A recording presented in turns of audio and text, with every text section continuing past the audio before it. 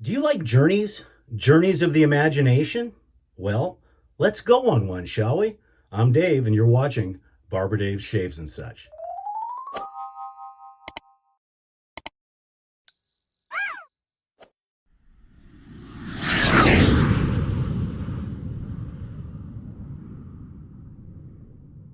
Hey everybody, how you doing? Welcome to a blessed Sunday and to the Imaginarium. That's what I'm calling it anyways. So let me set this up. One of my subscribers had made a mention of, can you take us on a journey of the imagination where the sights, the sounds, the smells, and we can kind of experience that with you. So this is going to be even tougher than the Shave Across the Decades. So those of you that watched a little short video that I did on an unboxing for a watch I just got, kind of sets the stage. I am wearing the watch today. This is a Timex Pan America, or Pan Am. It's got all the neat stuff from Pan American Airlines. Why Pan American Airlines? Well, without going into the major detail, this is going to be a little bit of a longer video, so I'm going to do the first pass in regular time and then speed it up. But just to set the story behind this, here's what I want you to do. Close your eyes or keep your eyes open, get drunk, I don't care. But set this stage. 1972-ish, 1973-ish, JFK Airport in New York City. Now, at that time, the main terminal of JFK was this wide expanse with 30-foot, 40-foot ceilings, and it was almost in a Quonset hut shape, and you had all the different airline booths or kiosks on each side, this bright gleaming white tile. Now, I don't even know if they still use the same terminal anymore. It's been a long time since I've been to JFK, but it was my first airplane ride. Now, we had taken, I believe, an American flight from Tucson to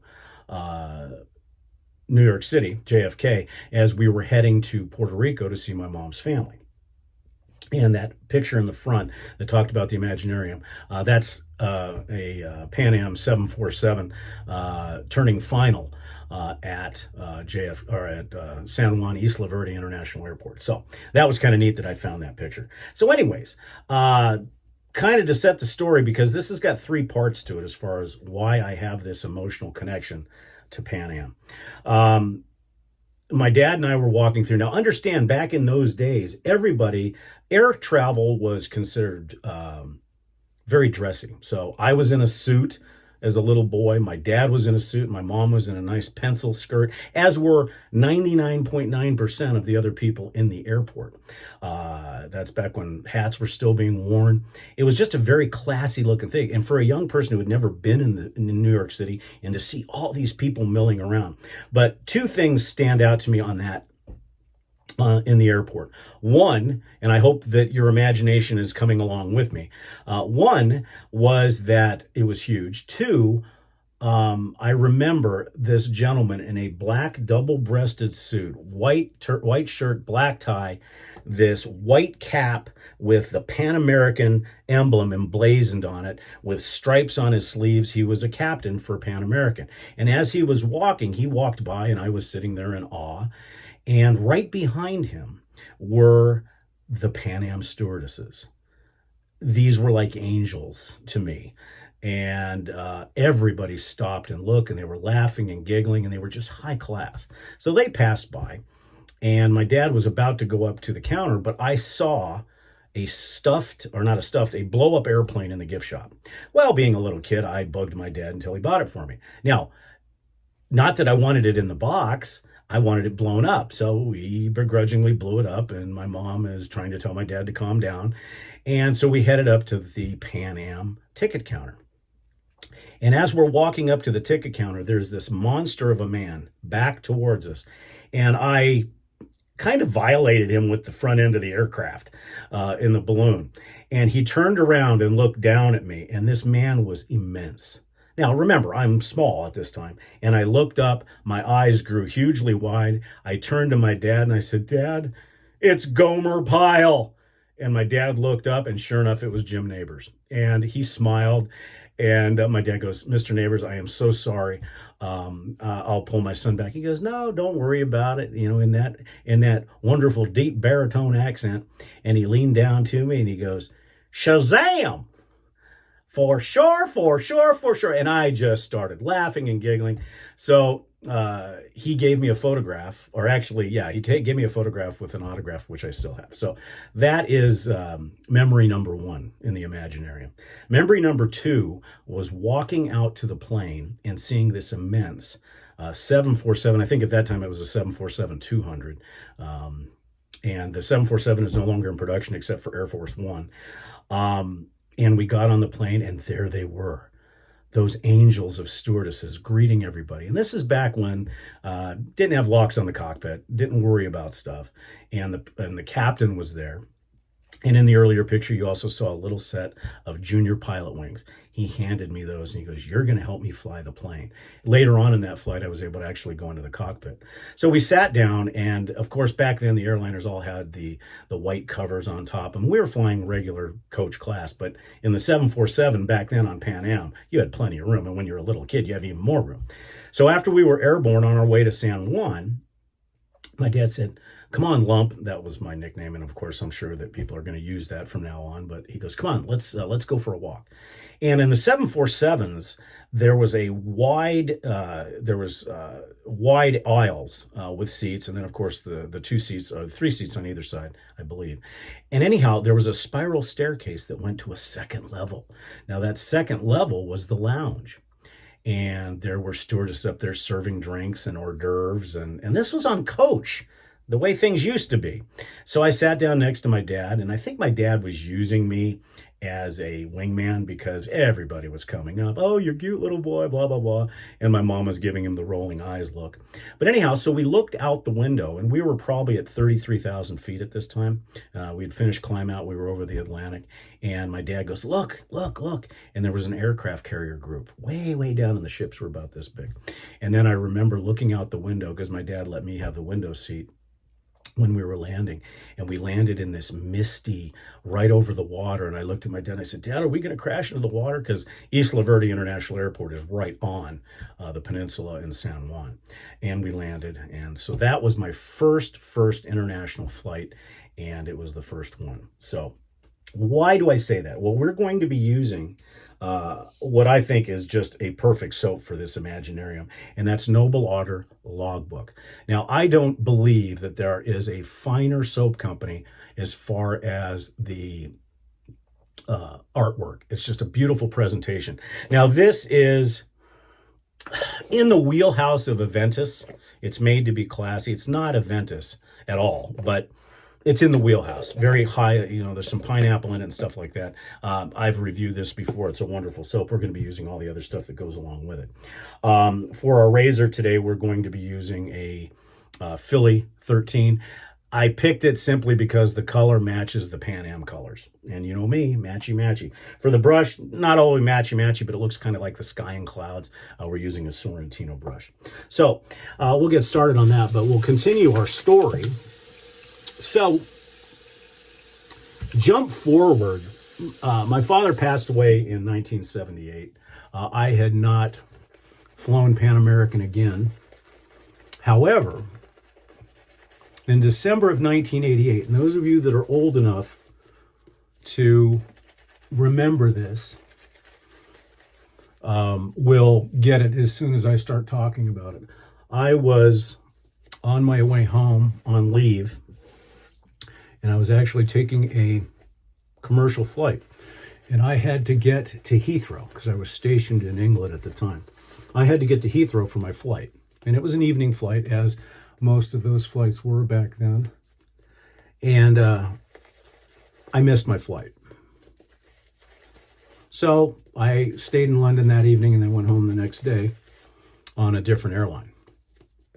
Well, later that evening, in my hotel room, I heard about the worst airplane disaster in history at that time. And that was Flight 103, Pan Am 103, that was blown up over Lockerbie, England, by a bomb that was planted, they think, in the forward luggage container of the 747. And it was en route from Frankfurt to JFK, and then his final destination was Detroit. My leg was supposed to be to JFK. So because I was late, I missed flight 103. I would have been on that flight. And as most people know at this point, there were no survivors. So that is the second part that gives me an emotional connection to Pan American Airlines. Now, the third one gets even weirder. So come forward years later, I meet a friend, and we were talking one day, before I dropped the soap all over me. We were talking one day, and I mentioned this story, and his eyes got really glassy, and he looked like he had seen a ghost. And I said, dude, what's going on? And he goes, oh, don't worry about it. I said, no, what, did I say something to upset you? He goes, well, my wife was a stewardess on flight 103 and perished in the Lockerbie explosion. So weird stuff. So that's my connection to Pan American Airlines, both good memories and not so good memories. Now, as you know, or may not know, Pan American, through the FAA, did not want domestic flights because they felt that they could, they could have all of the international flights.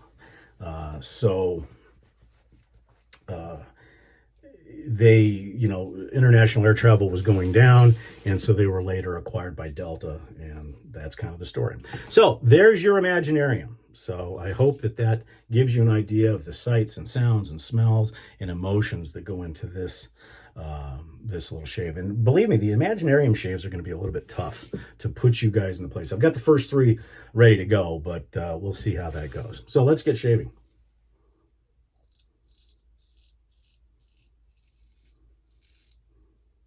And as I said, I apologize for the length of this video, but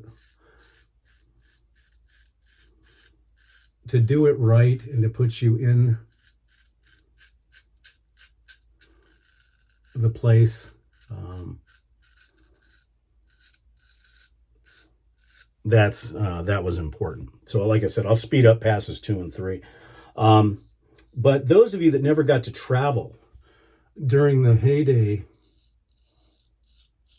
of flying, I feel bad because it was amazing. Everybody was dressed up.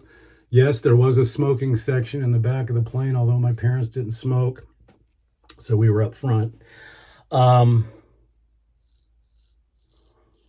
People were happy to be on an aircraft. They respected the stewardesses, which are now called flight attendants. And so much so that I believe, I never saw it, I heard about it, there was a TV show called Pan Am. So it was kind of neat. But air travel is nothing like what it used to be. Although there was not a dress code, you never saw people with open-toed shoes or, basically people dressed to the nines when they went on an aircraft. Not to mention, you got real snacks, real drinks in glass. And you actually got a menu for your in-flight dinner or lunch.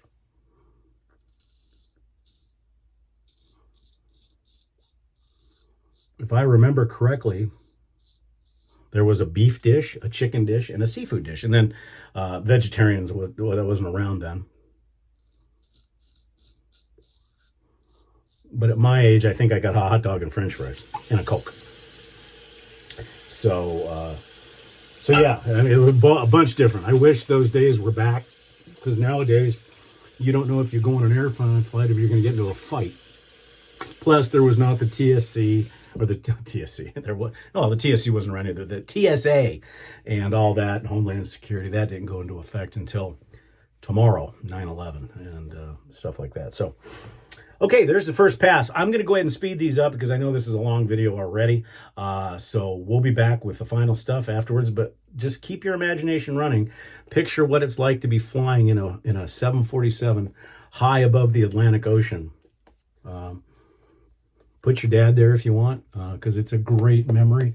The other 2 memories, don't even think about. You know, we give reverence to that, but that's not a happy thing. So anyhow, we'll see you in a couple minutes.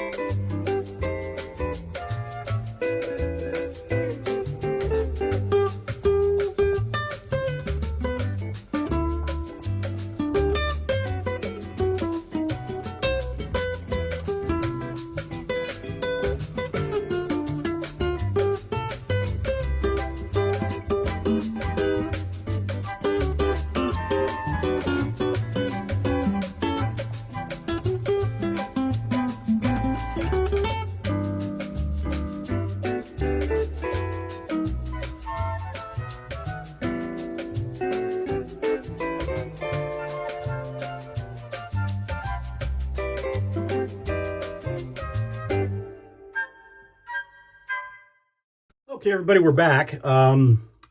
Yeah, this one didn't. The shave went well, but I should have realized I did some touch-up work on this razor yesterday, and I think I overdid it. This thing was super sharp, and I think I was a little heavy-handed because I got a weeper there, and a weeper there. That does not happen too often to me, but it does happen. So I hope you guys enjoyed that. The alum didn't sting too much anywhere else other than in those areas that are weepy.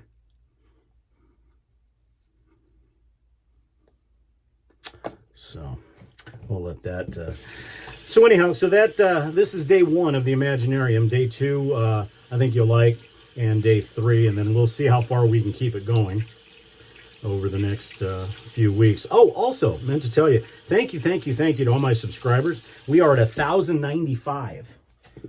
We jumped up pretty quick there. So 5 more, and we will have a contest for the 1,100 subscribers, and I'll tell you what it'll be. It will be my barbershop, and in conjunction with CBL Soaps, it'll be CBL's Hombres Dos. Now, this can only be shipped CONUS. I do apologize for my international folks, but I can't ship this out any further than CONUS. And it's basically the original Hombres with an Italian flair, hence the reason why it's called Spaghetti Western. So that will be the contest. And once we hit 1,100, I'll talk about the rules. I know I've still got to get some of the other contests out in the mail. I apologize. It's just been crazy trying to get stuff done, and other contests that are going on and stuff like that. So let me rinse this off and we'll finish up. So like I said, those were just weepers. But if you haven't tried Noble Otter, you need to. It's wonderful, wonderful. So today for our witch hazel, we will be using Thayer's cucumber.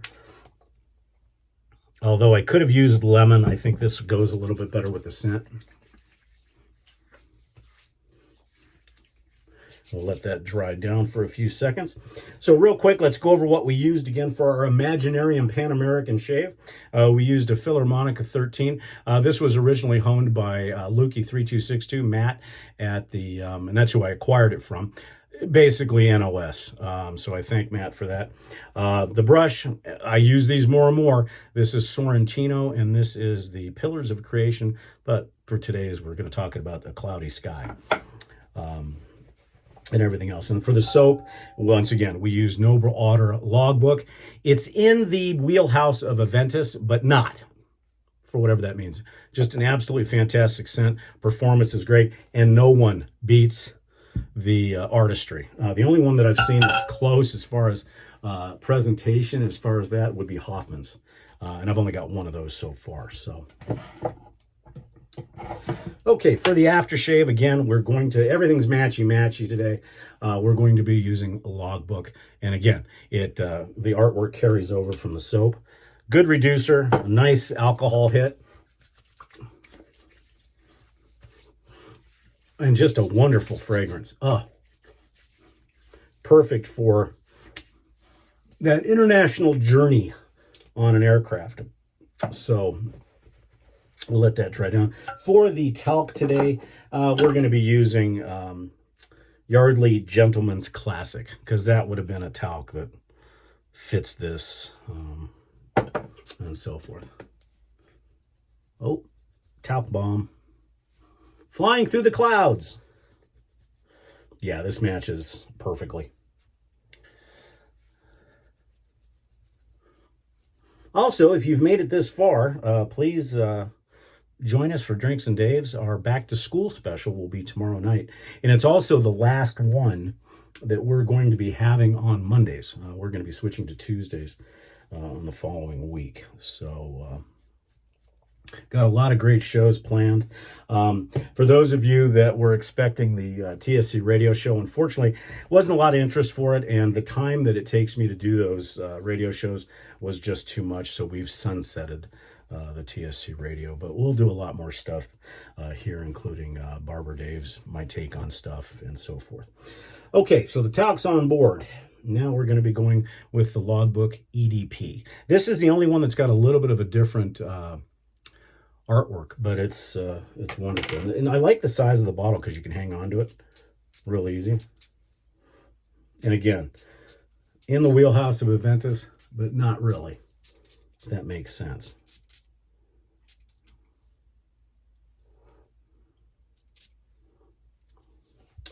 Okay, folks, that's day one of the Imaginarium. Please make sure that you put down in your comments, did you like it?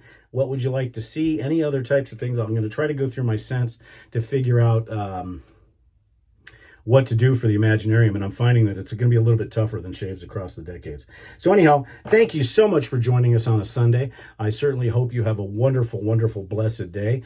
If you're part of the TSC, please join us on our Zoom call today at 4 p.m. Pacific. Other than that, I hope everybody has a great remainder of the weekend, and let's get to 1100 and we'll give away some stuff. I'm Barber Dave, and this has been Barber Dave's Shaves and such. We certainly hope that you have a wonderful rest of the day. Take care, everybody.